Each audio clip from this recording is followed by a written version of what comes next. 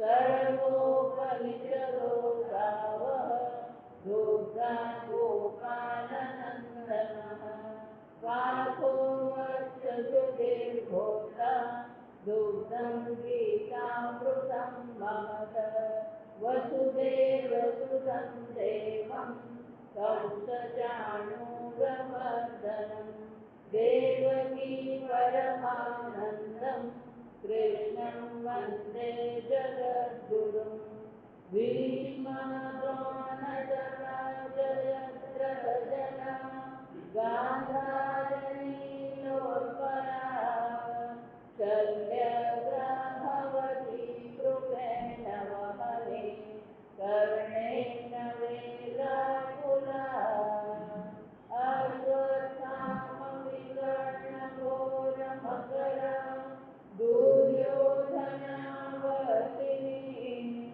सुतीर्णा खलु पाण्डवैर्गणनदी कैवर्तककेशवः पाराशर्यवचःसरोजममलं गीतासगन्धोत्कटम् नानाख्यानकेसरं हरिकथा सम्बोधनाबोधितम्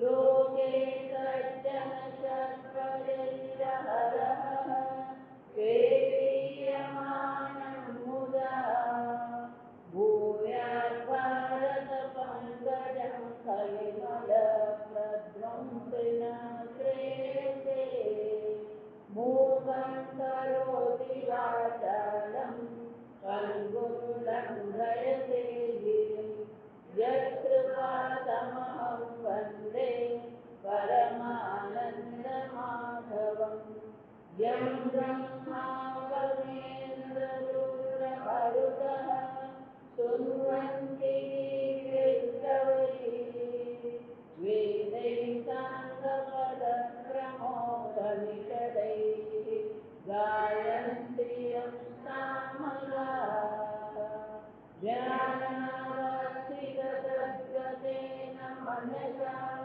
पश्यन्ति यं योगिनः यस्यान्तं न विदुःसुरसुरगणाः देवाय तस्मै नमः।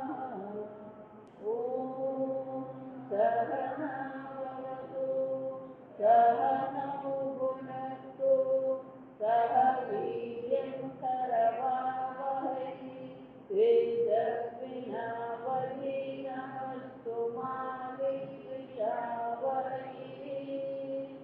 ॐ शान्ति शान्ति शान्ति। 10वां अध्याय 21वां श्लोक। आदित्यानामहं विष्णुः ज्योतिषां रविरंशुमान् मरीचिर्मरुतामस्मि नक्षत्राणामहं शशी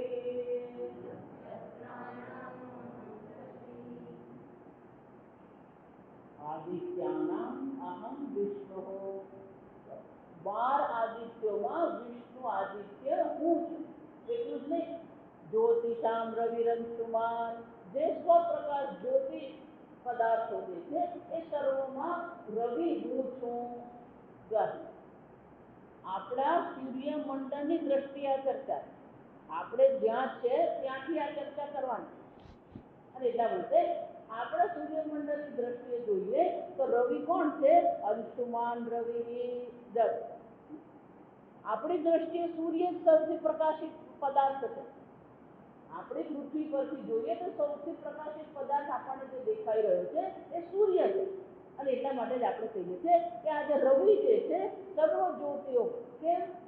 કારણ કે બ્રહ્માંડની જ્યારે ચર્ચા કરીએ સંપૂર્ણ બ્રહ્માંડની જો ચર્ચા કરીએ તો બ્રહ્માંડમાં તો અનેક પ્રકારના તારાઓ જે છે અને અનેક પ્રકારના તારાઓમાં આપણો સૂર્ય તો મધ્યમ કક્ષાનો તારો કહેવાય. જો આ સમજવાનું સૂર્યથી લાખો ગણા કરોડો ગણા જે તારાઓ છે, અને એટલા માટે એમની દ્રષ્ટિએ વિચાર તો સૂર્ય તો નાનો જ છે. પણ આપણે પૃથ્વી પર છીએ, તો આપણે પૃથ્વી પર જે છીએ એને આધારે આપણે નક્કી કરીએ તો સૂર્ય કોણ છે? જ્યોતિષામ રવિ અંશુમાન. હા, સર્વ જે જ્યોતિષામ એટલે શું છે? સ્વપ્રકાશ પદાર્થોમાં સૂર્ય હું છું. ગઈકાલે કહ્યું એમ સવારના પહોરમાં ઉઠીએ એટલે સૂર્યનારાયણના દર્શન કરીએ ત્યારે પરમાત્માનું શું થાય? ધ્યેય જપ. સૂર્ય રૂપે પણ પરમાત્માનું આપણે ધ્યાન કરીએ. એટલું જ નહીં, મરીચિ મરુતામસ્મિ. મરુત દેવતાઓ જે છે, મરુત એટલે પવન. મરુતના પુત્ર કોણ કહેવાય? મારુતિ. પવન દેવતાના પુત્ર છે હનુમાનજી. અનેક પ્રકારના વાયુઓ છે. 8 પ્રકારના વાયુ કહેવામાં. આવહ, સંવહ, ઉદ્વહ, પ્રવહ. આવા અનેક પ્રકારના વાયુઓ જે છે, 8 પ્રકારના જે વાયુઓ જે છે, એ સર્વ પ્રકારના વાયુઓમાં હું કોણ છું? મરીચિ. એમનો વાયુઓના જે દેવતા જે છે, મુખ્ય દેવતા કોણ છે? મરીચિ એ મુખ્ય દેવતા છે. અને એટલા માટે ભગવાન કહી રહ્યા છે, જે ભગવાન આગળ કીધું ને, પ્રાધાન્યતઃ મુખ્યતઃ. 8 વાયુઓ પણ હું જ છું, પણ 8 વાયુઓમાં મુખ્ય કોણ છે? આ મરીચિ છે. એટલા માટે કહે છે સર્વ વાયુઓમાં મરીચિ હું છું. પણ એનો અર્થ એવો નથી બાકીના 7 વાયુ નથી, એ પણ ભગવાન જ છે. એટલું જ નહીં, નક્ષત્રાણામ અહમ શશી. 12 રાશિઓ છે આ બ્રહ્માંડમાં. આપણે જોઈએ, આપણા જે ખગોળ શાસ્ત્રીઓ જે આર્યભટ્ટ વગેરે થઈ ગયા, એમણે આ બ્રહ્માંડને માપેલું છે. એમાં 12 રાશિઓ છે અને 27 નક્ષત્રો છે. વિશેષ પ્રકારના તારા મંડળને નક્ષત્ર કહેવામાં આવે. કેટલા નક્ષત્ર? 27 નક્ષત્ર છે. એ 27 નક્ષત્રો જે છે, ભગવાન કહી રહ્યા છે નક્ષત્રાણામ અહમ શશી. આ બધા નક્ષત્રો જે છે એ સર્વમાં સૌથી પ્રકાશિત કોણ છે? આ ચંદ્રમા છે. અને એટલા માટે સર્વ નક્ષત્રોમાં ચંદ્રમાં હું છું. આમ નક્ષત્રો જે છે, સર્વ નક્ષત્રોમાં ચંદ્ર હું છું. ચંદ્ર એટલે મન. જો આ વિચારવાનું, અનેક પ્રકારથી આ ભગવાનની વિભૂતિ આપણે જોઈ શકીએ. આપણા સંપૂર્ણ જ્યોતિષ શાસ્ત્રને આપણે વિચાર કરીએ ને, તેમાં 4 મુખ્ય વસ્તુ છે. પહેલું છે સૂર્ય. સૂર્યની ગતિને આધારે આપણે દિવસ રાત નક્કી કરીએ. એ જ રીતે ચંદ્રની ગતિને કારણે પણ આપણે દિવસ રાત નક્કી કરીએ. જાન્યુઆરી, ફેબ્રુઆરી એમ કહીએ ને, એ સૌર કાળ કહેવામાં આવે. સૂર્યને આધારિત એક કાળ છે. એટલા માટે શું કહેવાય? એ સૌર્ય કાળ. તિથિ પ્રમાણે આપણે કહીએ, આજે ચતુર્દશી છે, આજે એકાદશી છે, આ ચંદ્રને આધારે. આમ કાળની ગણતરી છે. એ જ રીતે આ ચંદ્ર જે છે, દરેક રાશિમાં 30 નક્ષત્ર છે. જો આ વિચાર, મહિનાના 30 દિવસ અને શું છે? 30 નક્ષત્ર. 12 રાશિઓ છે, 27 નક્ષત્ર. 27 નક્ષત્ર. એક રાશિમાં ચંદ્ર, એક દિવસ ચંદ્ર અઢી રાશિ. આપણી ગણતરી રાશિ પ્રમાણેની ચંદ્રની ગતિ આપણે ગણી. તો એના આધારે તમે લોકો આ સવારના પોરમાં કોઈને ત્યાં ઘરે બાળકનો જન્મ થાય ને, એટલે આપણે શું જોઈએ? આજે ચંદ્ર કઈ રાશિમાં છે? એટલું જ નહીં, 12 રાશિની સાથે 27 નક્ષત્ર. અને એટલા માટે પેલું નક્ષત્ર કયું છે એ પણ જોવામાં આવે. એક નક્ષત્રમાં 2.25 રાશિ થાય. આ બધી ગણતરી છે. અને એટલા માટે કહે છે કે આ બધા નક્ષત્રો તમે જુઓ, રાશિ જુઓ, આ બધામાં મુખ્ય કોણ છે? પેલું ચંદ્રની ગતિ મુખ્ય છે. ચંદ્રની ગતિને આધારે જ આપણે નક્કી કરીએ ચંદ્ર કઈ રાશિમાં છે, ચંદ્ર કયા નક્ષત્રમાં છે, એના આધારે આપણે દિવસ નક્કી કરીએ. શ્રી કૃષ્ણ ભગવાન આપણે જન્માષ્ટમી એમ કહીએ, સમજો બરાબર. તો ભગવાનનો જયારે જન્મ થયો ત્યારે રોહિણી નક્ષત્ર હતું. રામ ભગવાનનો જ્યારે જન્મ થયો ત્યારે ચિત્ર નક્ષત્ર, આ રાશિ પ્રમાણે અને નક્ષત્ર પણ એ બધાને આધારે કોણ નક્કી, ચંદ્રને આધારે નક્કી કરવામાં આવે, ચંદ્રની ગતિ જોવામાં આવે. અને એટલે ભગવાન શું કહે છે, નક્ષત્રાણામ અહમ શશી, આ સર્વ નક્ષત્રોમાં શશી ચંદ્ર હું છું. એટલું જ નહીં, 22મો શ્લોક, વેદાનામ સામ વેદોસ્મિ દેવાનામસ્મિ વાસવઃ ઇન્દ્રિયાણામ મનશ્ચાસ્મિ ભૂતાનામસ્મિ ચેતના. વેદાનામ સામ વેદોસ્મિ, આ 4 વેદો છે. ઋગ્વેદ છે, યજુર્વેદ છે, અથર્વવેદ અને સામવેદ. ભગવાન શું કહે છે, આ 4 વેદોમાં સામવેદ હું છું. કેમ કે સૌથી મધુર જો ગાન હોય. હવે આ પુસ્તકો મળે, આ સમજવાનું. પહેલા વેદ તો શ્રુતિ, એટલા માટે વેદને શ્રુતિ કહેવામાં આવે. સાંભળીને જ આપણે સમજતા, સાંભળીને બધું સ્મરણ કરવામાં આવતું, યાદ રાખવામાં આવતું. એટલે 4 વેદોનું ગાન કરવામાં આવે, વેદ પાઠ એને કહેવામાં. 4 વેદોના પાઠ કરવામાં આવે.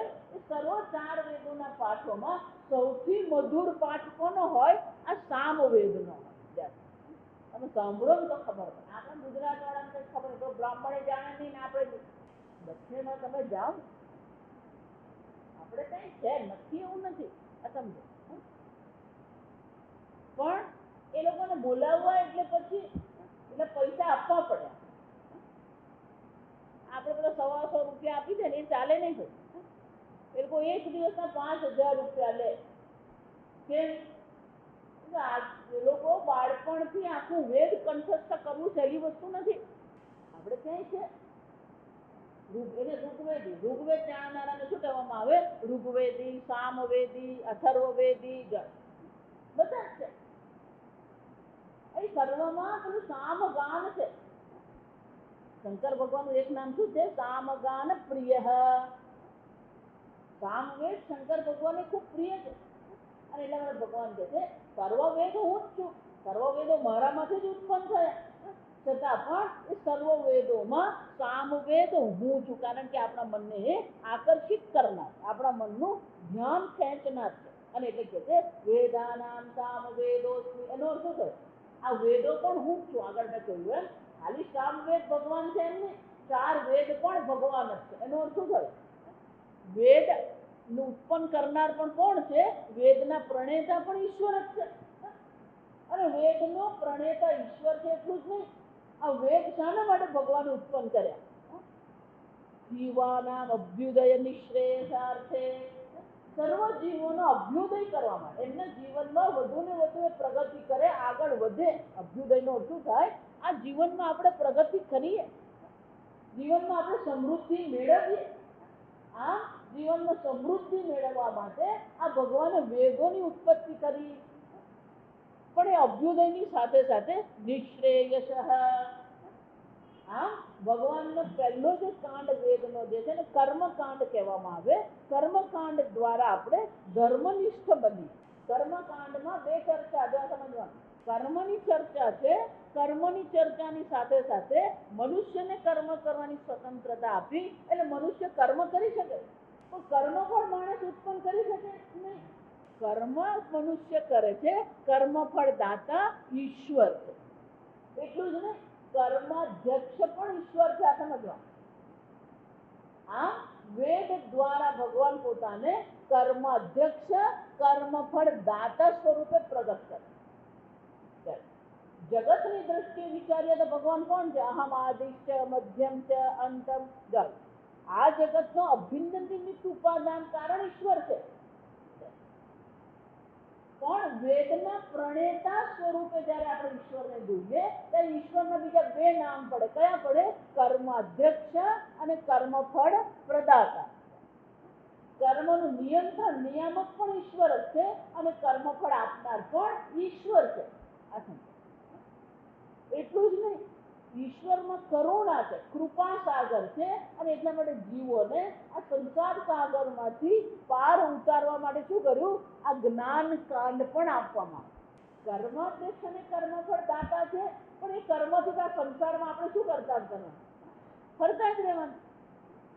પણ જેને આ કર્મ અને કર્મફળના ચક્કરમાંથી બહાર નીકળવું છે એને માટે ભગવાને શું કર્યું? આ જ્ઞાન કાંડ પણ આપ્યું. ફક્ત કર્મકાંડ નથી, જ્યાં સમજવા. એટલા માટે આપણે ત્યાં આર્ય સમાજ, આખા ભારતમાં આપણે ત્યાં આર્ય સમાજમાં વેદનું મહત્વ છે, પણ ત્યાં જ્ઞાન કાંડ નથી. આ સમજવાનું. એ લોકો આ મોક્ષની ચર્ચા નથી કરતા. એ લોકો મૂર્તિ પૂજાની ચર્ચા નથી કરતા. એ લોકો એમ માને છે કે મૂર્તિ પૂજા છે જ નહીં. કેમ? વેદમાં ક્યાંય મૂર્તિ પૂજા નથી. એવું નથી. જાવ રુદ્રીનો પાઠ કરીએ ને તો નીલકંઠ જાવ, તો નીલકંઠ એમ કઈ એનો શું થયો? ભગવાનનો કંઠ છે અને શું છે? નીલ છે. આમ અનેક પ્રકારથી ભગવાનનું વેદોમાં પણ વર્ણન છે. પણ આર્ય સમાજ જેને આપણે કહીએ, એ લોકો આ જ્ઞાન કાંડ સ્વીકારતા નથી, મૂર્તિ પૂજા સ્વીકારતા. એ લોકો મોક્ષને સ્વીકારતા નથી. કર્મને સ્વીકારે તો મોક્ષને સ્વીકારતા. શાસ્ત્ર તો શું, ભગવાન સ્વયં ગીતામાં શું કહી રહ્યા છે? જો વિચાર, પુનર્જન્મ ન વિદ્યતે. એકવાર પરમાત્મા તત્વને ઓળખી લીધું પછી એને પરમાત્માની પ્રાપ્તિ થાય છે, એને પછી ફરીથી જન્મ થતો નથી. આમ જેને નિશ્રેષ કહેવામાં આવે, જેને મોક્ષ કહેવામાં આવે, એની ચર્ચા પણ ભગવાને કરી જ છે વેદમાં.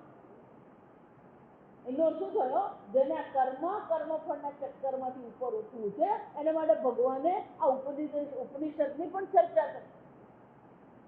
અને ચારે ચાર વેદોમાં ઉપનિષદ છે. જો વિચાર, કઠોપનિષદ આપણે કહીએ, યજુર્વેદમાં, તૈત્તરીય ઉપનિષદ યજુર્વેદમાં, છાંદોગ્ય ઉપનિષદ અને કેનો ઉપનિષદ એ સામવેદમાં આવે. મુંડક ઉપનિષદ કહીએ, માંડુક્ય કહીએ, એ કયામાં આવે? એ અથર્વવેદમાં. હા, શ્વેતાશ્વેતર ઉપનિષદ કહીએ આપણે, ઐતિર્ય ઉપનિષદ કહીએ, એ ક્યાં આવે? ઋગ્વેદમાં. આમ દરેક વેદમાં ઉપનિષદો છે. અને એટલે વેદો, સર્વ વેદ હું છું એનો શું થયો? આ વેદના પ્રણેતા પણ ભગવાન છે. વેદમાં કર્મકાંડની પણ ચર્ચા ભગવાને કરી, જ્ઞાન કાંડની પણ ચર્ચા. આમ વેદ જ છે એમ નહીં, પણ વેદમાં કર્માધ્યક્ષ હું છું, કર્મફળ દાતા હું છું. એટલું જ નહીં, આ જ્ઞાન કાંડ એટલે જ્ઞાન દ્વારા આપણે જોઈ ગયા. અહીંયા 10મા અધ્યાયમાં જ જોઈ ગયા. ભગવાને શું કીધું? દદામી બુદ્ધિ યોગમ તમ યેન મામ ઉપયાંતિ તે. એને હું બુદ્ધિ યોગ, આ જ્ઞાન કાંડમાં એને હું મોકલું છું, જેને કારણે એને મારી પ્રાપ્તિ થઈ શકે. અને હું શું કરું છું? અજ્ઞાનજમ તમઃ નાશયામિ. આ અજ્ઞાનથી જન્મેલા અંધકારનો હું નાશ કરું છું. કઈ રીતે? જ્ઞાન દીપે. ને તે વખત આપણે જોયું કે જ્ઞાન રૂપી દીપકથી અંધકાર રૂપી અજ્ઞાનનો હું શું કરું છું? નાશ કરું.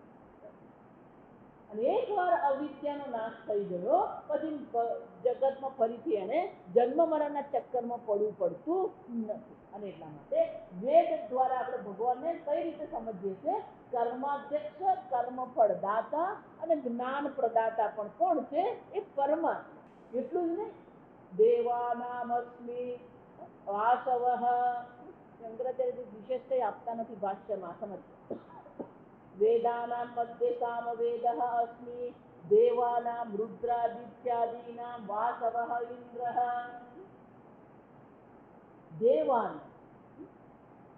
સ્વર્ગમાં જે દેવતાઓ જે છે, અનેક પ્રકારના દેવતાઓ છે. એટલે શંકરાચાર્ય કહે છે રુદ્ર પણ દેવતા છે, આદિત્ય પણ દેવતા છે, અગ્નિ, વાયુ, આ સર્વ દેવતાઓ છે. સર્વ દેવતાઓમાં હું કોણ છું? ઇન્દ્ર. કેમ? વાસવ. વાસવ એટલે ઇન્દ્ર. ઇન્દ્ર કોણ છે? આ સ્વર્ગલોકનો રાજા છે. સ્વર્ગલોકનો જે રાજા છે ને ઇન્દ્ર કહેવામાં આવે. અને એટલા માટે ભગવાન કહે છે આ સર્વ દેવતાઓ પણ હું જ છું, પણ સર્વ દેવતાઓ મુખ્ય પ્રધાન કોણ છે? આ ઇન્દ્ર હું છું. એટલું જ ને, ઇન્દ્રિયાણામ મનસ્યાસ્મિ. શંકરાચાર્ય કહે છે એકાદશાનામ ચક્ષુરાદિનામ, આપણે 11 પ્રકારની ઇન્દ્રિયો છે. 10 બાહ્ય ઇન્દ્રિય, 5 જ્ઞાનેન્દ્રિય, 5 કર્મેન્દ્રિય શું થઈ એ બાહ્ય જ્ઞાનેન્દ્રિય છે, અને એક છે અંદર છે. એટલા માટે આ ઇન્દ્રિય શું છે, મારે ફૂલ જોવું છે તો ફૂલ જોવા માટેનું સાધન કોણ છે, આંખ છે. સાધન માટે બીજો શબ્દ કયો છે, કરણ. આપણે જોઈ સાધન માટે સંસ્કૃતમાં બીજો શબ્દ કયો છે, કરણ. તો આ ઇન્દ્રિય 5 જ્ઞાનેન્દ્રિય, 5 કર્મેન્દ્રિય બાહ્ય કરણ છે, અને મન કેવું છે, અંતઃકરણ, અંદર છે. 10-12 ઇન્દ્રિયો છે અને એક અંદર છે જેને મન કહેવામાં આવે. એટલે શંકરાચાર્ય કહે છે 10 ઇન્દ્રિયો અને એક મન થઈને કેટલી ઇન્દ્રિયો થઈ, એકાદશ ઇન્દ્રિય. અને ભગવાન કહે છે ઇન્દ્રિયાણા મનઃ ચ અસ્મિ, આ સર્વ ઇન્દ્રિયોમાં હું મન છું. કેમ? શંકરાચાર્ય કહે છે સંકલ્પ વિકલ્પાત્મકમ મનઃ. આપણે એમ કહીએ છીએ આંખે ફૂલ જોયું, કાન સાંભળે છે, આંખ જુએ છે. દૂરબીન હોય ને તો દૂરબીન તારા જુએ ખરો? દૂરબીન તારા જુએ? દૂરબીનની પાછળ રહેલો પુરુષ, પેલો ચેતન પુરુષ તારા જુએ. દૂરબીન સાધન છે, એનો ઉપયોગ કરનાર પેલો ચેતન છે. આંખ જે છે, કાન જે છે એ શું કરે છે, આ વિષયોનું રિપોર્ટિંગ કરે. પણ જાણવા વાળું તો કોણ છે, મનઃ. તમે જે સાંભળો, તમે જે જુઓ એ બધુંનું રિપોર્ટિંગ ક્યાં થાય, મનમાં થાય. સર્વ ઇન્દ્રિયોની પાછળ મન છે અને એટલા માટે વિષય ગ્રહણ થાય. પણ જો ઇન્દ્રિયોની પાછળ મન નહીં હોય તો પેલું વિષય ગ્રહણ થાય નહીં. એટલા માટે ઘણી વાર એવું છે, પ્રવચનમાં બેઠો તો હોય પણ મન ક્યાંક ભટકતું હોય, એ બહુ સાંભળે નહીં. જો વિષય અને પછી કઈ જોક્સ કહેવામાં આવે, બધા હશે ને ત્યારે પાછો આવે નહીં. બાજુવાળાને પૂછે શું થયું? કાનમાં શબ્દ પડવા માત્રથી શ્રવણ નહીં થાય, એની પાછળ શું હોવું જોઈએ, મન હોવું જોઈએ. અને એટલા માટે ભગવાન કહે છે ઇન્દ્રિયાણા મનઃ અસ્મિ. અર્જુન, આ ઇન્દ્રિયોમાં મન હું છું, બાકી ઇન્દ્રિયોનું સંચાલન કરનાર મન છે. મનમાં જ આ બધા વિષયો આવે છે. મને જ આ સર્વ વિષયોનું શું કરે, સંકલ્પ વિકલ્પ,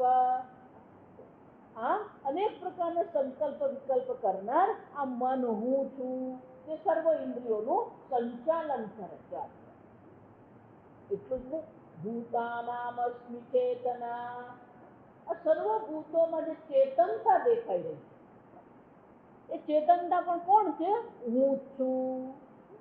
મન ચેતન છે, પણ મનની ચેતનતા કોને કારણે છે, મારા કારણે છે. કાર્ય કારણ સંગાત નિત્ય અભિવ્યક્તા બુદ્ધિ વૃત્તિ ચેતના. આ ચેતના કોને કહેવામાં આવે? એટલે શંકરાચાર્ય કહે છે કાર્યકરણ સંઘાતે. આપણે જોઈ ગયા, કાર્ય એટલે સ્થૂળ શરીર અને કરણ એટલે સૂક્ષ્મ શરીર.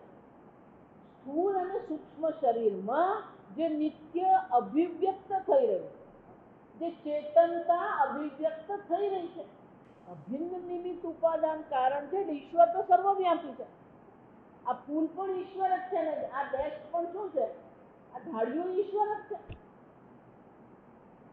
પણ અહીંયા ઈશ્વરની અભિવ્યક્તિ થતી નથી. અહીંયા શું થાય છે, પણ આ કાર્યકરણ સંઘાત જે છે એમાં શું થાય, અભિવ્યક્ત.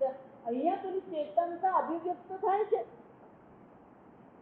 અને અભિવ્યક્તિ કોને કારણે થાય છે, બુદ્ધિ વૃત્તિ. આ બુદ્ધિની જે વૃત્તિ છે એ વૃત્તિ દ્વારા એ ચેતનતા અભિવ્યક્ત થાય છે. અને એટલા માટે શંકરાચાર્ય કહે છે આ કાર્યકરણ સંઘાતમાં બુદ્ધિ વૃત્તિને કારણે જે ચેતનતા અભિવ્યક્ત થઈ રહી છે એ ચેતનતા ભગવાન છે. એનો શું થયો, તમે ચૈતન્ય સ્વરૂપ આત્મા પણ ભગવાન જ છે, અને જે ચેતનતા અહીંયા અભિવ્યક્ત થઈ રહી છે એ પણ કોણ છે, ભગવાન જ છે. જે આપણે આગળ જોયું છે કે ચૈતન્ય સર્વવ્યાપી છે, પણ અહીંયા ચૈતન્યની શું થાય છે, અભિવ્યક્તિ થાય. ક્યાં ગળી, એ બુદ્ધિ વૃત્તિમાં. આ મન, આ બુદ્ધિ એકના અરીસા જેવું નિર્મળ છે. આ દિવાલ જે છે, આ ઓરડાની જે દિવાલ છે એના પર પ્રકાશ પડી રહ્યો છે, અને પ્રકાશ એના પરથી શું થાય છે? પરાવર્તિત થાય જાતને. પણ ધારો કે અહીંયા અરીસો હોય તો શું થવાનું? આ જે પ્રકાશનો સોર્સ આપણે જેને બલ્બ કહીએ છીએ, એ બલ્બ આપણને અંદર દેખાય જાતને. એનો શું થયો? આ પ્રકાશ પેલા અરીસામાં દાખલ થઈને ત્યાંથી પાછો શું થાય? એ પરાવર્તિત થાય, રિફ્લેક્ટેડ. એનો શું થયો? આ દિવાલ જે છે એ ખાલી પ્રકાશને શું કરે? પરાવર્તિત કરે. પણ આ પ્રકાશનો જે સોર્સ છે એને પ્રતિબિંબિત કરે ખરું? બે શબ્દ છે, સમજ. પ્રકાશને પરાવર્તિત કરે તો પ્રતિબિંબિત કરે ખરું? પ્રકાશ અહીંયા પડે અને પાછો તમારી પાસે આવે છે અને રિફ્રેક્શન કહેવાય, રિફ્લેક્શન. બે શબ્દ સમજવાના તો આપણે ચેતનતા સમજાય. ચાલે એ છે કે ચશ્મા પર પેલો રેલો આવે છે. અરીસો શું કહેવામાં આવે? પ્રતિબિંબિત સપાટી. અરીસો કેવી સપાટી છે કે જે સૂર્ય એની સામે હોય તો સૂર્ય પણ શું થાય? એમાં પ્રતિબિંબ પડે, સૂર્યનું પ્રતિબિંબ એમાં પડે. એમ આ મન જે છે, બુદ્ધિ વૃત્તિ છે, શું કરે? એટલે કોન્શિયસનેસ જેને આપણે ચૈતન્ય કહીએ, એ ચૈતન્યને શું કરે છે? એ પ્રતિબિંબિત કરે. અને એટલા માટે શું થાય? એ પણ ચેતન લાગે. આમ જે સૂક્ષ્મ શરીર જે છે એ ચૈતન્યને શું કરે છે? પ્રતિબિંબિત કરે. અને એ જે પ્રતિબિંબિત ચૈતન્ય જે છે મનમાં જે છે, એ મનમાં રહેલું પ્રતિબિંબિત ચૈતન્ય ઇન્દ્રિયમાં પ્રતિબિંબિત થાય. અને એટલા માટે શું થાય? આ ઇન્દ્રિય પણ આપણને ચેતન લાગી રહી. અને એક ઇન્દ્રિય છે સર્વવ્યાપી છે. કઈ છે? આ ત્વચા. જો આ સમજો બરાબર. આ ત્વચા જે છે કેવી છે? સંપૂર્ણ શરીરમાં વ્યાપ્ત છે. અને એને કારણે શું થયું? પેલું ચેતન જે છે એ પણ શું થઈ ગયું? સંપૂર્ણ શરીરમાં આપણે એનો અનુભવ થાય. તમને જે ચેતનતાનો અનુભવ થાય છે એ ખાલી એ મસ્તકમાં નથી. જો બુદ્ધિ વૃત્તિ શંકરાચાર્ય ભલે છે, આ સમજ બરાબર. બુદ્ધિ વૃત્તિમાં જે ચૈતન્ય પ્રતિબિંબિત થયું, એ ચૈતન્ય પ્રતિબિંબિત ચૈતન્ય પાછું ક્યાં પ્રતિબિંબિત થયું? ઇન્દ્રિયમાં પ્રતિબિંબિત થયું. અને એટલા માટે દરેક ઇન્દ્રિય આપણને કેવી લાગે? ચેતન લાગી રહી. અને દરેક ઇન્દ્રિય ચેતન છે અને એમાંની એક ઇન્દ્રિય સંપૂર્ણ શરીરમાં છે અને એને કારણે સંપૂર્ણ શરીર પણ આપણને શું લાગી રહ્યું છે? ચેતન લાગે. આમ શંકરાચાર્યજી કહે છે એ ચૈતન્ય સ્વરૂપ જે પરમાત્મા જે છે એ આ ઇન્દ્રિય દ્વારા, બુદ્ધિ દ્વારા શું થાય છે? અભિવ્યક્ત થાય છે, પ્રતિબિંબિત થાય છે. એનો શું થયો? એ દેખાઈ રહ્યું, મેનિફેસ્ટેશન. અભિવ્યક્ત એટલે શું છે? એ મેનિફેસ્ટ થાય. આ ટેબલમાં ચૈતન્ય તો છે પણ પેલું સૂક્ષ્મ શરીર નથી, ઇન્દ્રિય નથી, એટલે શું થાય છે? એ અભિવ્યક્ત થતું નથી. જ્યારે અહીંયા શું થઈ રહ્યું છે? આ શરીરમાં એ અભિવ્યક્ત થાય છે. કઈ રીતે? ચેતના. અને એટલે ભગવાન શું કહી રહ્યા છે? ભૂતાનામ અસ્મિ ચેતના. સર્વ જે જીવંત પ્રાણીઓ જે છે, સર્વ જીવંત પ્રાણીઓમાં ચેતના પણ કોણ છે? હું જ છું.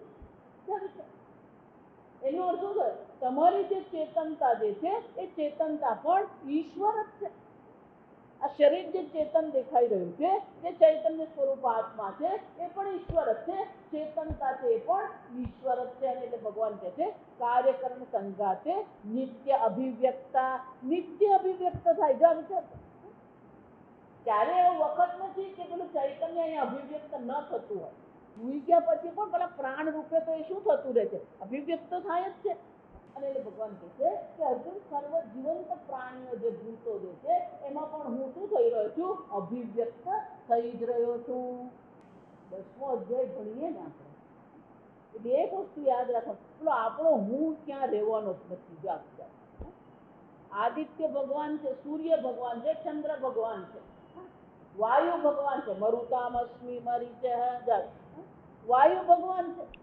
આગળ આવશે અગ્નિ પણ ભગવાન જ છે. આવશે પાવકા નામ. અને ભગવાન કહે છે આ મન પણ હું જ છું. ઇન્દ્રિયાણામ મનશ્ચાસ્મિ. એટલે બધી ઇન્દ્રિયો પણ હું જ છું અને એમાં શ્રેષ્ઠ જે છે મન, એ પણ હું જ છું. ચેતના જે દેખાઈ રહી છે મનને કારણે, એ ચેતના પણ હું જ છું. એટલું જ નહીં, આગળ रुद्राणां शङ्करश्चास्मि रुद्राणां शङ्करश्चास्मि वित्तेशो यक्षरक्षसाम् वसूनां पावकश्चास्मि मेरुः शिखरिणामहम् रुद्राणां शंकरश्चास्मि एकादश रुद्र कहेवाय 12 आदित्य છે એકાદશ રુદ્ર છે તો 11 રુદ્રોમાં હું કોણ છું શંકર કેમ શંકરોતિ શંકર જે સર્વનું કલ્યાણ કરનાર છે એને શંકર કહેવામાં આમ ઈશ્વર તો સદા સર્વનું શું કરનાર છે કલ્યાણ કરનાર જ છે આ સમજો ઈશ્વરને તો તમારું કલ્યાણ જ કરવું પણ આપણે કલ્યાણ કરવા દઈએ કે નહીં એ આપણા હાથમાં ભગવાન તો એમ કહે છે હું તને મોક્ષ આપું પણ આપણે તૈયાર છે નહીં કેમ હજી ઘર બાંધવાનું છોકરાને પરણાવવાના છે છોકરાને મોટા કરવાના દર કંઈક ને કંઈક બાકી રહી જતું હોય છે એટલે 80 વર્ષનો થાય ને કોઈ બાકી હોય આમ ભગવાન તો સર્વનું કલ્યાણ કરવા માટે જ છે શંકરોતિ શંકર 11 રુદ્રોમાં શંકર હું છું કેમ કારણ કે એ શંકર ભગવાન જે છે એ સર્વનું કલ્યાણ કરનાર તો કે ભગવાન કલ્યાણ સર્વ કેવી રીતે કરે રુદ્ર એને કહેવાય આ રુદ્ર શબ્દ જાણવા જેવો રુદ્રનો ખરેખર અર્થ થાય જે બધાને રડાવે ને એને રુદ્ર કહેવાય જે બધાને શું કરે રડાવે રોદયથી સર્વાનિથી રુદ્ર કેમ એટલે એવા કર્મફળ આપે ને કે પેલો બાપો એવો ફસાય વિનાયક માંગ્યું ના આપે ભગવાન સામેથી કોઈને આપવા જતો નથી આ સમજવા એટલું જ નહીં શંકરોતિ સંહાર કરનાર પણ કોણ છે આ ઈશ્વર રુદ્ર કોને કહેવામાં આવે કે સંહાર કરતા સર્વનો સંહાર કરે બે વસ્તુ ભગવાનને પ્રિય સંહાર કરવામાં એક તમારો અહંકાર અને બીજું તમારું અજ્ઞાન પેલો પકડવા જ નહીં દે ભગવાન અહંકારે પકડવા નહીં દે અને પેલો અવિદ્યાને પકડવા નહીં દે એટલે પેલો ભગવાન તો ભલે ઈચ્છતો હોય પણ આપણે જ આપણો અહંકાર લઈને એવા બેઠા છે આગળ જોઈ છે અહંકાર વિમૂઢાત્મા કરતા અહમતિ મન્યતે આ જાય જ નહીં આ સમજો ગમે એટલું વેદાંતનું શ્રવણ કરીએ ને તો મેં કર્યું એ જાય જ નહીં આ અઘરું જ છે આ સમજ નરસિંહ મહેતા એટલે મારે શું કહી છે હું કરું એ જ અજ્ઞાનતા હું આવીને ઊભો જ રહે એટલે મેં કહ્યું કે આ 10મો અધ્યાય તો સમજાય છે ને આપણો હું ઝીરો થઈ જાય પણ જ્યાં ત્યાં પણ હું જ કરું તો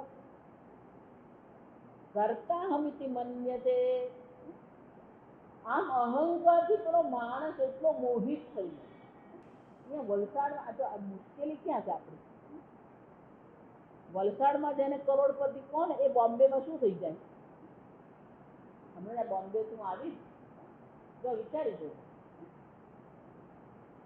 બોમ્બેમાં એક બેડરૂમના ફ્લેટનો ભાવ 1.2 કરોડ જાય છે આપણે તો 25 લાખમાં મળે જાય એક બેડરૂમ વાળો એપાર્ટમેન્ટ આપણા વલસાડમાં શું છે 25 લાખમાં મળે કદાચ 25 લાખમાં 2 બેડરૂમ વાળો મળી જાય જો વિચાર અહીંનો પેલો લાખોપતિ ક્યાં ઝીરો થઈ જાય કેમ પેલો એનો એપાર્ટમેન્ટ 1.2 કરોડનો જાય 1 કરોડ ને 100 લાખ 120 લાખનો એનો શું થયો 120 લાખનો ફ્લેટ જો લેવાનો હોય ને તો આપણે શું વિચારીએ એના કરતાં 40 લાખ મારી પાસે હોય તો શાંતિથી રહું એનો શું છે અહીંયા જેને આપણે બહુ ધનવાન કહીએ મુંબઈની દ્રષ્ટિએ વિચારીએ તો ધનવાન છે એની પાસે જેટલા પૈસા છે ને એમાંથી તો પેલો એક રૂમનો ફ્લેટ એ લઈ નહીં શકે આપણું ધન કેટલું આપણી સંપત્તિ કેટલી આપણું જ્ઞાન કેટલું જો એ બધા માટે આપણા મનમાં શું છે અહંકાર છે શંકર ભગવાન એ છે કે આપણો અહંકારનો નાશ કરે જ્યાં સુધી અહંકારનો નાશ નહીં થાય ત્યાં સુધી અવિદ્યાનો નાશ થતો નથી. આ સમજજો. એટલે મારે ભગવાન શું કહી છે? મામેવયે પ્રપદ્યન્તે માયામેતામ તરંતિ તે. જે મારે શરણે આવે છે, જે પોતાનો અહંકાર મારે શરણે ધરે છે, એને હું આ જ્ઞાન આપું. અને એટલે કે છે આ સર્વમાં અહંકારનો નાશ કરનાર, અવિદ્યાનો નાશ કરનાર રુદ્ર હું છું. અને એ રુદ્રમાં પણ હું કોણ છું? શંકરશ્ચાસ્મિ. સર્વ રુદ્રમાં શંકર હું છું. કારણ કે એ કોણ છે? સર્વનું કલ્યાણ કરનાર. વિત્તેશો યક્ષ રક્ષસામ. જેવી રીતે મનુષ્ય યોની છે, પિતૃ યોની છે, જેવી રીતે દેવતાઓની યોની છે, એવી વચ્ચે બીજી યોની છે ને યક્ષ કહેવામાં આવે છે. ગંધર્વ, યક્ષ, રાક્ષસ. એટલે ભગવાન કહે છે આ યક્ષની જે યોનિઓ છે, આ યક્ષની જે રાક્ષસ યોની જે છે, એમાં વિત્તેશ અહમસ્મિ.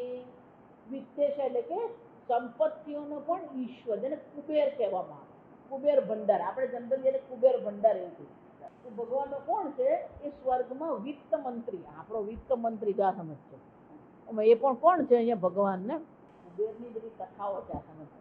કુબેરને અભિમાન આવી ગયું કે હું બધું આછું છે, આ ધન સંપત્તિ રાખવા વાળો હું જાત. શંકર ભગવાનને એમ થયું કે આને તો બહુ અહંકાર આવી ગયો, મારી પાસે બધું જ છે, બધી સંપત્તિ મારી પાસે. અને એક વાર કુબેરને એમ છે કે મારી પાસે તો બધું જ છે ને. એટલે અહંકારમાં એ શંકર ભગવાન પાસે છે, કૈલાસ. અને ભગવાનને આમંત્રણ આપ્યું કે મારે ત્યાં ભોજન માટે આવે. શંકર ભગવાન કે હું નહીં, આ મારો દીકરો ગણેશ છે ને આવશે. ગણેશ નાના બાળ ગણેશ આવશે. કુબેરને એમ થયું કે આ બાળકને જમાડવા બહુ સહેલું. એ તો ભલે ભલે વાંધો નહીં કે. ગણેશ ગયા. જેટલું આપે ને બધું ગણપતિ શું કરતા જાય? સ્વાહા. એમને બધું બાળક છે, નાની થાળી મૂકી દીધી, બે લાડવા મૂકી દીધા, એટલે એમને એમ કે થઈ જશે. જેટલું લાવે બધું ગણપતિ શું કરી ગયા? તોય પેલું ગણપતિનું પેટ ભરાયું નહીં. કે હજી કંઈક લાવો, હજી કંઈક લાવો. જેટલું રસોડામાં બનાવેલું બધું શું થઈ ગયું? નહીં કશું બાકી રહ્યું તો પેલો વાસણો બધા શું કરવા માંડે? કુબેરને એમ થયું કે આની સાથે કરું છું, મને તેમ હતું કે આ બાળક છે. પછી કુબેરને એમ થયું કે હવે આ તો કઈ આપણી દેશી ભાષા ગાંઠે એમ છે નહીં, ચાલશે. આનું નિયંત્રણ કેમ કરવું મારા હાથમાં જ નથી. એટલે પેલા શંકર ભગવાન યાદ છે, ભગવાન હવે તમે આવો ને તમારા દીકરાને લઈ જાઓ, અહીંયા મારું તો બધું શું થઈ ગયું? સફાચટ થઈ ગયું. હંમેશા યાદ રાખવા, આપણાથી પણ વિશેષ કોઈ છે. હંમેશા આપણો જ વિચાર સાચો એવું માનવાનું નહીં. આપણા એટલે આપણે ગુજરાત, આપણે હિન્દીમાં કે ઉસકા ભી બાપ હૈ. હિન્દીમાં શું કહેવામાં આવે? ઉસકા ભી કોઈ બાપ હૈ. શંકર ભગવાન આવ્યા, પણ ગણેશને કીધું ભાઈ બસ કર્યો, તું ચાલ ઘરે. તો કે પણ ભૂખ લાગી છે, કઈ નહીં, તારી માં ખવડાવશે, તું અહીંયાથી ચાલ. કુબેર એટલે કોણ છે?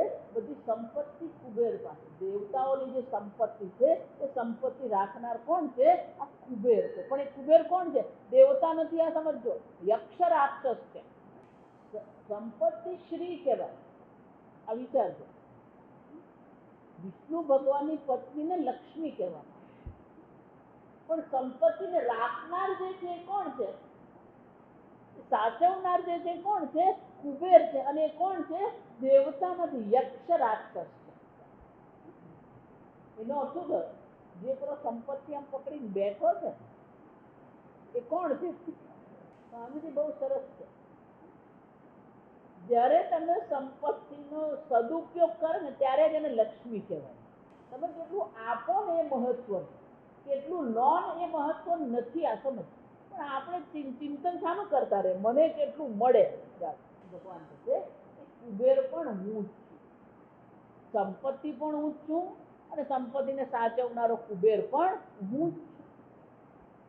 વિત્તેશ વસૂનામ પાવકશ્ચાસ્મિ. 8 પ્રકારના વસ્તુ જે છે એ 8 વસ્તુઓમાં પાવક અગ્નિ હું છું. પાવક પાવક એટલે શું છે કે સર્વને પાવન કરનાર. આમ 8 પ્રકારના જે વસ્તુઓ જે છે 8 પ્રકારના જે વસ્તુઓ એટલે સર્વને પાવન કરનારા જે છે એમાં અગ્નિ હું છું. વસુનામ મેરુહુ શિખરીનામહમ. 2 પ્રકારના પર્વત આવે. આ સમજો, પર્વત 2 પ્રકારના. શિખર એમ કહીએ જેનું શિખર હોય એને શિખરીને કહેવાય. તો 2 પ્રકારના પર્વત, એક હિમ આચ્છાદિત પર્વત અને હિમ વગરનો પર્વત. હિમાલય એમ કહીએ આપણે, કેમ કહીએ કે એના બધા શિખર જેની ટોચ જે છે બધી કેવી છે હિમ આચ્છાદિત. હિમ આચ્છાદિત જે પર્વતો હોય એને શિખરી કહેવામાં આવે. આ સમજો, આગળ આવશે. સાદા પર્વતો પણ છે અને શિખરવાળા, એટલે શિખરવાળા એટલે શું છે હિમ આચ્છાદિત. એ સર્વમાં કોણ છે હું મેરુ છું. આમ સર્વ હિમ આચ્છાદિત જે પર્વતો જે છે એ સર્વ પર્વતોમાં મેરુ હું છું. અહીંયા મેરુ એટલે આપણો એવરેસ્ટ. આ સમજ, સૌથી ઊંચો પર્વત કયો છે આ મેરુ. એ પર્વત એ કયો છે એવરેસ્ટ. નેપાળમાં આપણે એવરેસ્ટ ને એવરેસ્ટ જ કહીએ. પણ એને હિન્દીમાં એનું નામ છે, નેપાળમાં એને સ્વર્ગમથા કહેવામાં આવે. કેમ કે સ્વર્ગમાં જવાની સીડી છે. અને ભગવાન કહે છે આ હિમ આચ્છાદિત જે પર્વતો છે એમાં હું કોણ છું, આ એવરેસ્ટ મેરુ હું છું. મેરુ પર્વતનો ઉપયોગ ક્યાં કરવામાં આવેલો? તો સમુદ્ર મંથન કર્યું ત્યારે મેરુ પર્વતનો જ ઉપયોગ કરેલો. આવડો મોટો સાગર હોય ને પછી આપણી લાકડી નહીં ચાલે. આ સમજ. અને ભગવાન કહે છે સર્વ પર્વતોમાં શ્રેષ્ઠ પર્વત જે છે એ મેરુ પર્વત હું છું. એટલું જ નહીં, આગળ પુરોદશાંચ મુખ્યમ મામ વિદ્ધિ પાર્થ બૃહસ્પતિમ સેનાની નામહં સ્કંદઃ સરસામસ્મિ સાગરઃ. પુરોદશાં ચ મુખ્યમ મામ. આપણે ગુજરાતીમાં સંસ્કૃતમાં પુરોહિત કહ્યું છે. પુરોહિત શબ્દ સમજવા જોઈએ. બ્રાહ્મણને પુરોહિત કહેવામાં આવે. કર્મકાંડ કરાવનાર જે બ્રાહ્મણો છે એને આપણે શું કહીએ પુરોહિત. ગુજરાતીમાં આપણે પુરોહિત જ કહીએ. પુરોહિત કોને કહેવામાં આવે? પુરાહિતમ ઇચ્છતિ ઇતિ પુરોહિત. તમે ઈચ્છો એના પહેલા જે તમારું કલ્યાણ કરનાર છે, કલ્યાણની ઈચ્છા કરનાર. તમને નથી ખબર શું કરવું જોઈએ, તો પુરોહિત બ્રાહ્મણ તમને એમ કે આજે આ કથા કરાવો. કેમ? એ કથા કરાવીને તમારું કલ્યાણ થાય. એટલે તમે વિચારો, તમે ઈચ્છો એના પહેલા જ, પૂરા એટલે પહેલા તમે ઈચ્છો કે તમે કરાવો એના પહેલા જ તમારું કલ્યાણ ઈચ્છે એને પુરોહિત કહેવામાં આવે. એને બીજો શબ્દ કયો છે પુરોધસામ. પુરા અધસામ એક શબ્દ, એ જ અર્થ છે. આ સમજ. એટલે શંકરાચાર્ય કહે છે રાજપુરોહિતાનામ.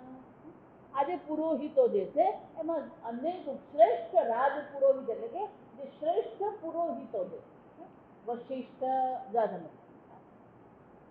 રાજપુરોહિત હતા. વશિષ્ઠ કોણ હતા? રાજપુરોહિત. એ જ રીતે વિશ્વામિત્ર. આ સર્વ જે રાજપુરોહિતો જે શ્રેષ્ઠ પુરોહિતો જે છે એ સર્વમાં મુખ્ય હું છું. મુખ્ય એટલે કોણ? બૃહસ્પતિ. મુખ્ય પુરોહિત કોણ છે? બૃહસ્પતિ. કેમ કે સર્વ દેવતાઓના પણ રાજગુરુ કોણ છે? બૃહસ્પતિ. આમ દેવતાઓના પણ છે. જો દેવતાઓમાં ઇન્દ્ર હું છું ભગવાન કહે છે, દેવતાઓના જે રાજગુરુ છે એ પણ કોણ છે? હું છું બૃહસ્પતિ. દેવતાઓના ગુરુને શું કહેવામાં આવે? બૃહસ્પતિ કહેવામાં. અને એટલે ભગવાન કહે છે આ સર્વ બૃહસ્પ રાજગુરુઓ જે છે એ સર્વમાં હું કોણ છું? બૃહસ્પતિ હું છું, મુખ્ય છું. આમ બૃહસ્પતિ વાણીના દેવતા પણ કહેવામાં આવે. બૃહસ્પતિને વાણીના દેવતા પણ, બુદ્ધિના દેવતા કહેવાય, કારણ કે દેવતાઓના પણ એ પુરોહિત છે. અને એટલે કે છે સર્વ દેવતાઓમાં ઇન્દ્ર હું છું અને ઇન્દ્રનો ગુરુ બૃહસ્પતિ પણ હું જ છું. એનો શું થયું? દેવતાઓ પણ ભગવાન જ છે અને દેવતાઓનો ગુરુ પણ કોણ છે? ભગવાન જ. સર્વ ગુરુઓમાં, સર્વ પુરોહિતોમાં હું છું. એટલું જ નહીં, ગુરો દશાંત મુખ્યમાં વિદ્ધિ પાર્થ બૃહસ્પતિ, આ બૃહસ્પતિ હું છું. આ બૃહસ્ એટલે વાણી. જો આ સમજ, બૃહા એને કહેવામાં આવે. એનો પતિ, વાણીના પતિને શું કહેવામાં આવે? બૃહસ્પતિ. હા, વાણી આપણા મનમાં યોગ્ય વિચાર આવવો અને આપણી વાણી દ્વારા યોગ્ય વિચાર બહાર પડવો, એ કોનો કૃપાથી થાય? આ બૃહસ્પતિ ગુરુ. એટલા માટે ગુરુની આજ્ઞામાં રહીએ ને તો ક્યારેય પછી ખોટું કર્મ નહીં થાય. પણ જયારે આપણા અહંકાર પ્રમાણે આપણે ચાલીએ ને તો પેલું ખોટું થાય. મારા શ્રી હંમેશા કહેતા, જે પોતાની બુદ્ધિથી ચાલે એ હંમેશા ક્યાંક ને ક્યાંક પડવાનો જ છે. પણ જે બીજાની આજ્ઞાથી રહે એ ક્યારેય સંસારમાં એક ખોટમાં નહીં પડે. માતાજી અમે તો બહુ સ્વતંત્ર, અમારી રીતે જીવીએ. હંમેશા પોતાની બુદ્ધિથી ચાલવું ને એ મૂર્ખતા. કેમ કે એ પોતાની બુદ્ધિથી ચાલવાને કારણે આપણા જીવનમાં અહંકારની વૃદ્ધિ થાય. હું સ્વતંત્ર છું, મારી રીતે જીવું છું, એનો શું થશે? તમારા અહંકારનું પોષણ થાય. અને જેના અહંકારનું પોષણ થયું હોય એ ક્યારેય સુખી નહીં થાય. આ સમજજો. કારણ કે અહંકાર શું કરે? એ પાડે આપે. ક્યારેક ને ક્યારેક તો આપણને પડે, પછી જયારે પડે ને ત્યારે એવો પડે ને પછી ઉભો જ નહીં થાય. જ્યાં અને એટલા માટે શું કહે છે? આ ઇન્દ્ર પણ હું છું, ઇન્દ્રનો ગુરુ પણ હું જ છું, ઇન્દ્રનો માર્ગદર્શન કરનાર પણ હું જ છું. અર્જુન એટલું જ નહીં, સેનાની નામ અહમ સ્કંદઃ. સેનાની, સેનાની એટલે સેનાપતિ. એટલે ભગવાન કહે છે, શંકરાચાર્યજી કહે છે સહી ઇન્દ્રસ્ય મુખ્ય સ્યાત્ પુરોધાઃ. ઇન્દ્રના પણ જે ગુરુ છે એને બૃહસ્પતિ કહેવામાં આવે. સેનાની નામ, સેનાપતિ નામ. સેનાપતિ, કોઈ પણ સેના હોય તો એને શું જરૂર પડે? સેનાપતિની જરૂર પડે. જો આપણે ત્યાં 3 પ્રકારના સેના છે. ભૂસેના છે, વાયુ સેના છે અને જલ સેના. અને દરેકના કોણ છે? સેનાપતિ છે. માર્શલ શું કે ભગવાન જાણે, નહીં ખબર જ બોલી જવાનું. ભગવાન જાણે. ચીફ આર્મી છે, ચીફ ઓફ આર્મી. આપણે જે સેનાપતિઓ જે અનેક પ્રકારની સેનાઓ છે અને અનેક પ્રકારના સેનાપતિઓ હોય એ સર્વ સેનાપતિઓમાં હું કોણ છું? સ્કંદઃ. કેમ? કારણ કે દેવતાઓની સેનાના સેનાપતિ કોણ છે? સ્કંદ. સ્કંદ કોણ છે? શંકર ભગવાનના પુત્રનું એક નામ છે સ્કંદ. આપણે કાર્તિકેય તરીકે ઓળખીએ. આપણે એને કઈ તરીકે ઓળખીએ છીએ? કાર્તિકેય. આપણે એને કાર્તિકેય કહીએ. કાર્તિકેય નામ પણ કેમ પડ્યું? જો આ સમજો. શંકર ભગવાન સમાધિમાં બેઠા હતા અને પેલો એક અસુર, કોઈ એને મારી શકે, દેવતા પણ એને મારી શકે એવું હતું જ નહીં. ત્યારે એવું કહેવામાં આવ્યું કે આ શંકર ભગવાન અને પાર્વતીનો પુત્ર જ આ અસુરને મારી શકે. નામ તો વજ્રાસુર નહીં. શંકર ભગવાન સમાધિમાં બેઠા તો શંકર ભગવાન સમાધિનો ભંગ કરે કોણ? જા વિચાર. એટલે પેલા કામદેવને મોકલવામાં આવે. કામદેવે પેલું એનું કામ તીર ચલાવ્યું, શંકર ભગવાનની આંખ ખુલી અને કામદેવ ત્યાં શું થઈ ગયો? બળીને રાખ થઈ. દેવતાઓ ત્યાં ગયા. શંકર ભગવાને કહ્યું કે ક્રોધ કરવાની આવશ્યકતા નથી, આ સંસારને તમારી જરૂર છે એટલા માટે તમને જગાડ્યા. પણ ત્યાં કામદેવ શું થઈ ગયો? બળીને રાખ થઈ ગયો. એ વાંધો નહીં, કૃષ્ણના પૌત્ર તરીકે એનો જન્મ થશે અને અનિરુદ્ધ હા પ્રદ્યુમ્ન કે અનિરુદ્ધ એ ભગવાન જાણે. ત્યારે શંકર ભગવાનને વિનંતી કરવામાં આવી અને શંકર ભગવાન અને પાર્વતીને ગર્ભ પણ શંકર ભગવાનનું તપસ્યાને કારણે તેજ એટલું બધું હતું પણ પાર્વતી ગર્ભના તેજને સહન નહીં કરી શક્યા અને એટલા માટે એમને ગર્ભને કોને આપી દીધો? એની સખી કૃત્તિકાને. કૃત્તિકા નક્ષત્ર છે પ્રથમ.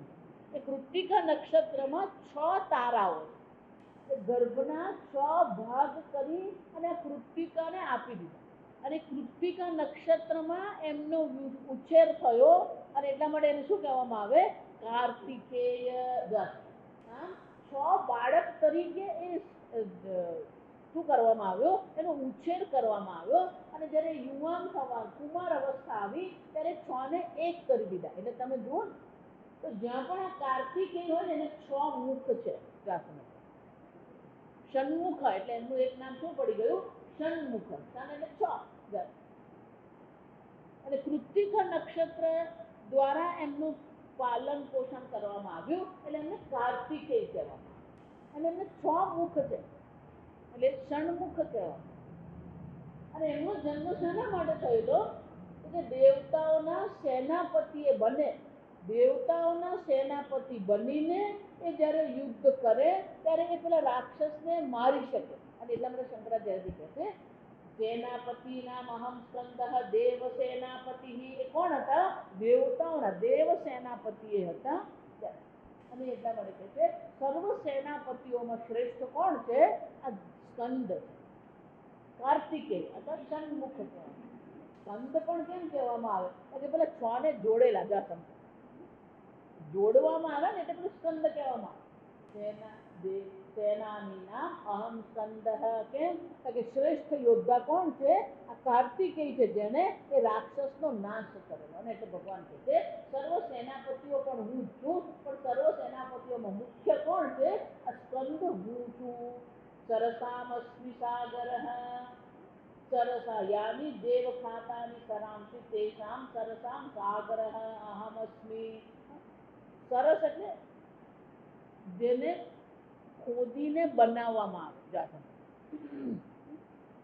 આપણે એને તળાવ કહીએ આપણે અથવા સરોવર કહીએ. સામાન્ય રીતે આપણે શું કહીએ? સરોવર અથવા તો તળાવ. એટલે જે કુદરતી નથી પણ જેને બનાવવામાં આવ્યું હોય. એ જ રીતે ભગવાન કહે છે કે દેવતાઓ દ્વારા આ ખનન કરવામાં આવ્યું અને એમાં સાગર બનાવવામાં આવ્યું. એટલે શંકરાચાર્ય કહે છે દેવ ખાતાની. દેવતાઓએ આ સાગરને શું કર્યો? બનાવ્યો. પૃથ્વી બનાવી. પૃથ્વીની સાથે શું કરવામાં આવ્યું? આ જેને પૃથ્વીમાં આ ખાડો બનાવવામાં આવ્યો એને ખણવામાં આવી અને શું કરવામાં આવ્યો? આ સાગર બનાવ્યો. માણસ દ્વારા જે બનાવવામાં આવે એને શું કહેવામાં આવે? તળાવને સરોવર કહેવામાં આવે. દેવતાઓએ જેને બનાવ્યો કોણ છે? સાગર. સાગર શબ્દ છે ઘર એટલે ઘર અગર કહેવામાં આવે. અગર ને 2 અગર એટલે મીઠું. જે અગર વાળો છે અગરેણ સહ વર્તતે ઇતિ સાગર. જેમાં ખૂબ બધું મીઠું છે. લવણ કહેવામાં આવે. એટલું જ નહીં, અગરનો બીજો અર્થ વિષ. સમુદ્રનું જયારે મંથન કરવામાં આવ્યું ત્યારે પહેલું શું નીકળ્યું? વિષ નીકળ્યું. સાગર એનું બીજું નામ શું છે?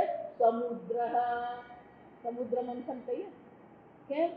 એટલે સાગર શાંત નથી, એની અનેક મુદ્રાઓ છે. મુદ્રેણ સહ વર્તતે ઇતિ સમુદ્ર.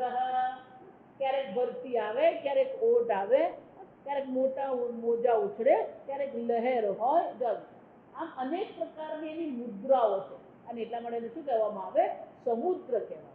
અનેક પ્રકારની મુદ્રાઓ જેમાં જોવા મળે એને સમુદ્ર કહેવાય. તમે જો સમુદ્ર ક્યારેય શાંત નહીં હોય, એની કોઈ ને કોઈ મુદ્રા હોય. ક્યારેક એ આપણને શાંત મુદ્રા દેખાય, ક્યારેક લહેર દેખાય, ક્યારેક મોટા મોટા મોજા. આપણે કઈ એટલું દેખાતું નથી આ સમુદ્ર. બાકી તમે જાપાન ને એ બધું જાઓ ને તો મોજા જે ઉછળે 20-20 ફૂટના મોજાઓ ઉછળે. આપણે ત્યાં મોજા એટલા માટે ઉછળતા નથી કારણ કે આપણો દરિયો જે છે ને છીછરો દરિયો એટલો ઊંડો નથી. જ્યારે ઊંડો દરિયો હોય ને ત્યારે તમે મોજા વધારે ઉછળે. આપણે ત્યાં દરિયો કેવો છે બહુ છીછરો છે પણ જે મુદ્રા સહિત હોય એને સમુદ્ર કહેવાય. અને એટલા માટે ભગવાન કહે છે આ પાણીનો જે સ્ત્રોત જે છે સંપૂર્ણ પૃથ્વી પર પાણી છે કોને કારણે? સાગરને કારણે. અરે જ્યાં સાગર છે ને ત્યાં જ જીવન છે. પાણી વગર જીવન શક્ય નથી. બધા વૈજ્ઞાનિકો ખગોળશાસ્ત્રીઓ પેલો એક ગ્રહ શોધી રહ્યા છે કે જ્યાં પણ જીવન હોઈ શકે. પણ ગ્રહ હોય પહેલા ક્યાં શોધવું પડે ને? પાણી હોવું જોઈએ તો પેલું જીવન શક્ય.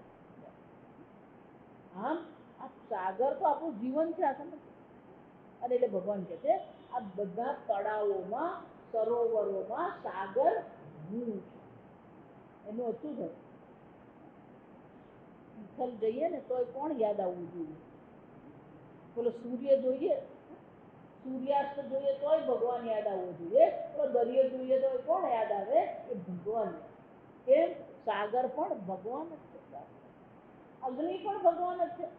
પાવકાશ્મી સર્વ વસ્તુઓમાં અગ્નિ પાવન કરનારું પણ હું જ છું. તો એટલા માટે પહેલાના જમાનામાં પેલા ચૂલામાં જયારે રસોઈ કરવામાં આવતી એ અગ્નિ દેવતા કહેવાય. જ્યારે એ અગ્નિ પ્રગટાવવામાં આવે ત્યારે અંદર પહેલા 2 ટીપા ઘી મૂકવાનું.